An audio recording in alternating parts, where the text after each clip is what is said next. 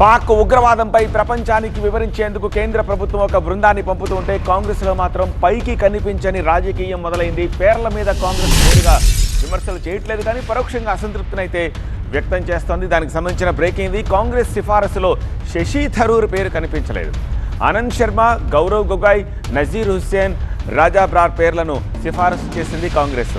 తమ పార్టీకి చెందిన 4 ఎంపీల పేర్లను కేంద్ర మంత్రి కిరణ్ రిజిజు కోరారని జైరాం రమేష్ వెల్లడించారు. తమ పార్టీ ఈ 4 పేర్లను పంపించిందని ఆయన చేసిన ట్వీట్ ఇప్పుడు ప్రాధాన్యత సంతరించుకుంది.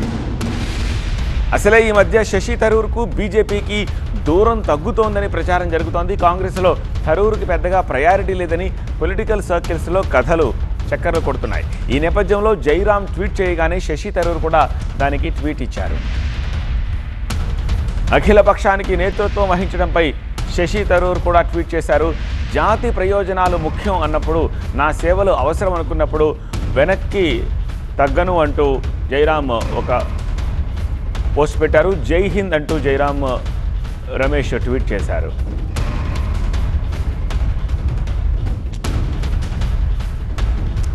మొత్తం మీద ఈ అఖిలపక్షం ఎపిసోడ్లో అటు కాంగ్రెస్ కానీ ఇటు శశి థరూర్ కానీ ఎక్కడా బయటకు విమర్శనాత్మకంగా మాట్లాడలేదు. అయితే నర్మగర్భంగా మాత్రం తాము చెప్పదలుచుకున్నది 2 వైపుల నుంచి నేతలు చెప్తున్నారు.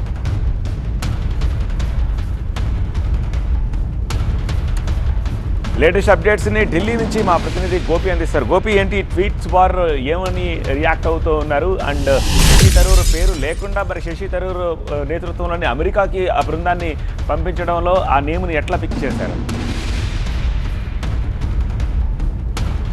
ఎస్, అఖిలపక్ష బృందం సంబంధించి శశి థరూర్ని ఎంపిక చేయడానికి సంబంధించి కాంగ్రెస్ పార్టీ పేరు సూచించకపోయినప్పటికీ కూడా 4 పేర్లను రాహుల్ గాంధీ లోక్సభ పక్ష నేత ఇటు కేంద్ర ప్రభుత్వానికి సూచించడం జరిగింది కాంగ్రెస్ పార్టీ తరఫున. అందులో భాగంగా ఇటు మాజీ కేబినెట్ మంత్రి ఆనంద్ శర్మ, అలాగే గౌరవ్ గొగోయ్ డిప్యూటీ లీడర్, అలాగే సయ్యద్ నజీర్ హుస్సేన్ రాజ్యసభ ఎంపీ, అలాగే ఇటు రాజ్ బ్రార్ లోక్సభ ఎంపీ, ఈ 4 పేర్లను సూచిస్తే బీజేపీ ముఖ్యంగా కేంద్ర ప్రభుత్వం పార్లమెంటరీ వ్యవహారాల శాఖ అనూహ్యంగా శశి థరూర్ పేరును ఎంపిక చేయడం జరిగింది. ప్రధానంగా శశి థరూర్ కాంగ్రెస్ పార్టీ నుంచే ఉన్నారు.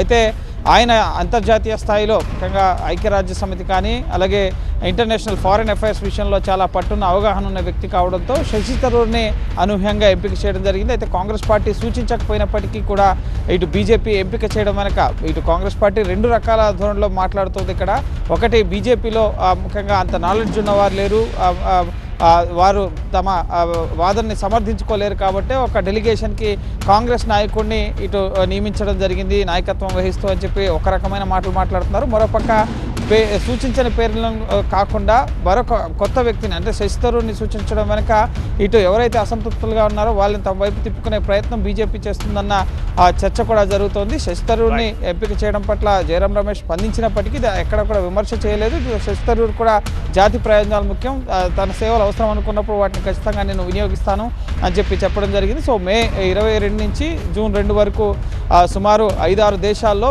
ఇటు జాతీయ ఐక్యరాజ్య సమితి భద్రతా మండలిలో సభ్య దేశాలుగా ఉన్న దేశాలతో పాటుగా భారత ఫ్రెండ్లీ దేశాలకు వెళ్ళి 7 ఎంపీల నేతృత్వంలోనే అఖిలపక్ష బృందాలు సుమారు 40 మంది ఎంపీలు వెళ్తారు. వాషింగ్టన్ డీసీ, టోక్యో, అలాగే మరికొన్ని దేశాలకు వెళ్ళి అక్కడ ప్రధానంగా భారత్ ఏ విధంగా ఆపరేషన్ సింధూర్ చేపట్టింది, ఉగ్రవాదానికి వ్యతిరేకంగా భారత విధానం ఏంటి, అలాగే ఆపరేషన్ సింధూర్లో భాగంగా పాకిస్తాన్లో జరిగిన దాడులు, వీటన్నిటికి సంబంధించిన విషయాలు కూడా వివరిస్తూ దౌత్యపరమైన యుద్ధాన్ని పాకిస్తాన్ పైన భారత్ కొనసాగించబోతోంది. రైట్ గోపి.